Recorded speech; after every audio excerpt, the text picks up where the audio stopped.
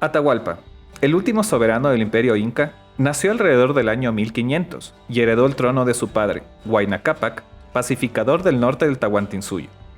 El lugar de su nacimiento es discutido, ya que se lo disputan las ciudades de Quito, en el actual Ecuador, y Cusco, en el actual Perú. La primera teoría nace de los escritos del Inca Garcilaso de la Vega, así como de otros cronistas, que indican que la madre de Atahualpa fue Pacha Duchicela, princesa del reino de Quito, quien se casó con Huayna Cápac para consolidar una alianza de conquista.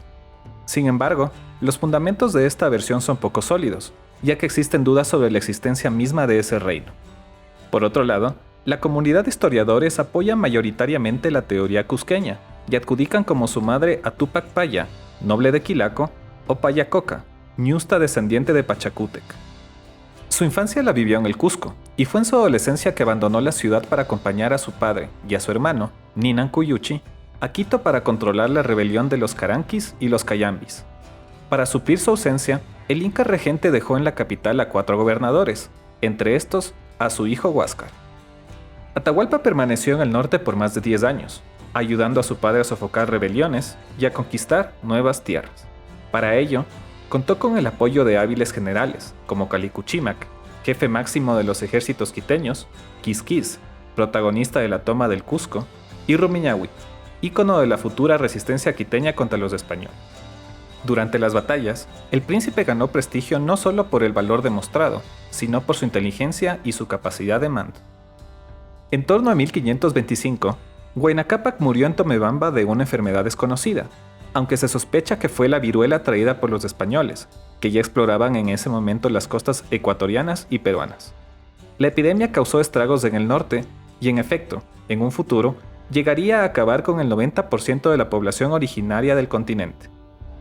Antes de morir, el Inca, desconociendo que Ninan Cuyuchi, su hijo mayor y legítimo heredero al trono, había muerto por la misma enfermedad días antes, lo designó como sucesor ante los sacerdotes, dejando un vacío de poder en el imperio que provocaría un conflicto.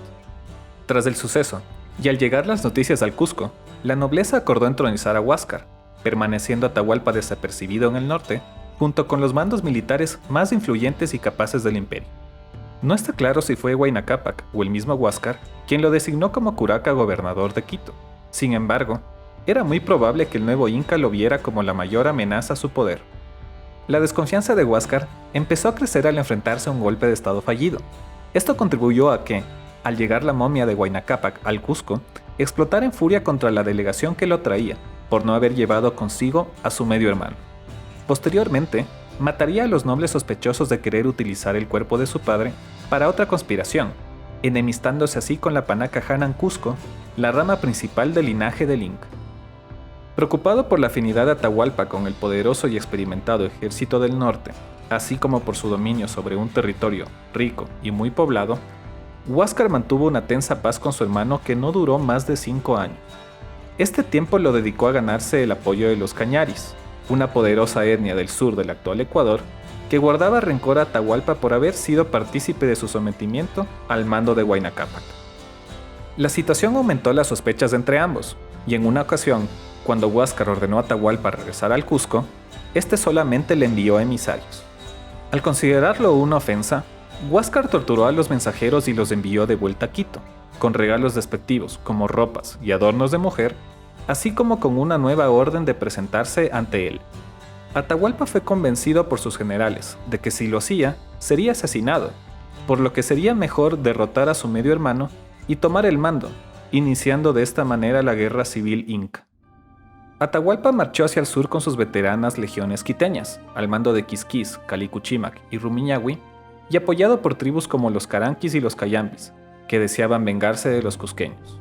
Por su parte, Huáscar envió a su propio ejército hacia el norte, apoyado por sus aliados en el sur del Tahuantinsuyo, que le daban superioridad numérica.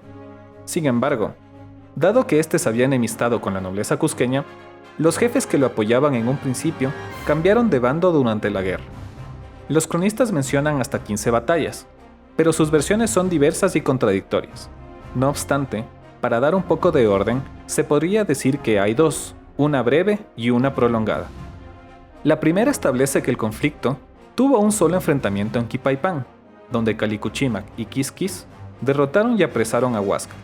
Tras enterarse de la victoria, Atahualpa llamó a los curacas de todo el imperio para que se le sometieran. Sin embargo, no todos lo hicieron, por lo que tuvo que dedicarse a sofocar rebeliones durante casi 2 años y medio, hasta la llegada de los españoles. La segunda afirma que, inicialmente, Huáscar envió un ejército hacia el norte y, junto con sus aliados cañaris, lograron apresar a Atahualpa en Tomebamba. No obstante, mientras estos festejaban en la noche, sus súbditos lo rescataron. Esta derrota fue tornada a favor del cautivo al ser difundida la leyenda de que por el favor del dios Sol, el Inti, el futuro inca se convirtió en serpiente y logró escapar. De regreso a Quito, Atahualpa reunió un gran ejército y atacó nuevamente Tomebamba, que fue arrasado junto con las tierras circundantes de los cañaris. Se dice que esta masacre tomó la vida de entre 60,000 a 70,000 personas. Durante su marcha hacia el sur, el ejército quiteño destruyó a todos los soldados afines a Huáscar, hasta llegar a Tumbes, una población aliada. Allí se organizó un ejército de balsas para conquistar la isla Puná. Este enfrentamiento fue la mayor batalla naval de tiempos prehispánicos, culminando con la retirada atahualpista para reorganizarse nuevamente en Quito. Aprovechando la huida, los punaneños arrasaron Tumbes. Mientras Atahualpa convocaba a sus generales, Huáscar reunió nuevamente un ejército bajo el mando del general Atoc y lo envió hacia el norte. La primera batalla se dio en Chillopampa, con victoria huascarista. Sin embargo, los quiteños reaccionaron rápidamente, reunieron tropas en la Tacunga y contraatacaron en Muyambato, capturando al general enemigo y ejecutándolo. Tras la severa derrota, Huáscar nombró a Huancaoqui como nuevo general. Atahualpa, por su parte, ordenó a Calicuchímac y a Quisquis hacer frente a los enemigos, mientras que Rumiñahui permanecía en Quito. Los siguientes enfrentamientos se dieron en Tomebamba y Moyeturo, con victorias atahualpistas. Ya dirigiéndose hacia el Cusco, se produjo la sangrienta batalla de Cusipampa, en donde las tropas huascaristas emprendieron una larga retirada hacia Cajamarca. Las fuerzas quiteñas continuaron su descenso arrasando toda oposición y convirtiendo la campaña del norte en una verdadera guerra de exterminio. Conforme avanzaban, el número de sus soldados alcanzaban los 30,000, siendo todavía inferiores a los 80,000 de Huáscar. Tras la batalla de Cochahuayla, los ejércitos quiteños pudieron tomar Cajamarca, mientras que las tropas de Huancaoqui escaparon a la meseta de Bombón, en donde se daría otro enfrentamiento. Posteriormente, tomaría lugar la batalla de Yanamarca, ambas con victoria quiteña. En auxilio de Huancaoqui llegó el general Maita Yupanqui, pero no pudo cambiar la situación, siendo los cusqueños derrotados en Vilcas. Ante el avance de los quiteños y las continuas derrotas que lo dejaban sin reservas, Huáscar decidió conducir su propio ejército, que contaba con fuerzas aliadas del Contisuyo y el Collasuyo. Las batallas finales se dieron en Huanacopampa y Quipaipán, donde Huáscar, en 1532, fue derrotado y capturado. Quedando el camino libre hacia el Cusco, las tropas de Quisquis y Calicuchímac tomaron la ciudad, matando a la familia y los aliados de su enemigo. Mientras sus generales entraban triunfantes al Cusco, Atahualpa se dirigió a Cajamarca, ya que al enterarse durante la campaña de la presencia de los extravagantes españoles en su nuevo reino, decidió encontrarse con ellos. Siendo este su tercer viaje de exploración y conquista, los extranjeros desembarcaron en Tumbes, hallando la tierra desolada debido al ataque de los punás. Al ver el desastre, se dieron cuenta de que la guerra civil había diezmado el orden del imperio, y que éste ya no representaba la misma amenaza que antes habían palpado. Por su parte, el plan de Atahualpa era apoderarse de los caballos de los invasores, animales nuevos en el continente, y dejar vivos solamente a su domador, al herrero y al barbero, al creer que este último rejuvenecía a sus compañeros. Para cumplir su objetivo, el nuevo Inca permitió ingresar a los 200 soldados sin acabarlos de ninguno de los pasos de la cordillera, como hubieran podido hacer en cualquier momento. En efecto, exaltado por su victoria, Atahualpa no les temía y mostraba una exagerada confianza y fe en su condición de Dios en la tierra. El 15 de noviembre de 1532, los españoles finalmente hicieron su entrada en Cajamarca, avistando campamentos militares indígenas en cada elevación y notando así su clara desventaja. En este sentido, como era costumbre en la tumultuosa España y la Reconquista, Pizarro vio como única opción capturar al líder para neutralizar al ejército. Por eso, Previo al encuentro, y sin nada que perder, dispuso a su gente en 3 grupos cubiertos por las construcciones de la plaza central, listos para el secuestro. En la sección más espaciosa, ubicó a la caballería, comandada por su hermano Hernando Pizarro y también por Hernando de Soto, mientras que él se encontraba con la infantería en otro edificio. Posteriormente, envió a los 2 de Hernandos a entrevistarse con Atahualpa, quien acordó ir al siguiente día.